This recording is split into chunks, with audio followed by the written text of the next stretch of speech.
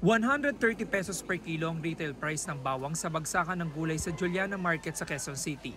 Mas mura kapag wholesale ang bibilhin o 5.8 kilos sa isang bundle. Ang presyo nasa 620 pesos per bundle o katumbas ng 106 pesos and 89 centavos per kilo. Ang Department of Agriculture pupulungin daw ang mga importer para malaman kung bakit mataas ang presyo ng imported na bawang.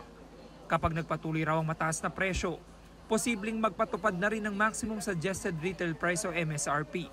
Siyempre gusto natin lahat idaan sa usapan na matino para hindi na tayo maglagay ng MSRP, wag na tayo umabot doon.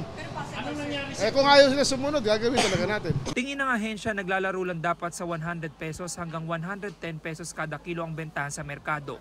Kung bababa po sa kuwanan po sa mga storage, pwede naman po.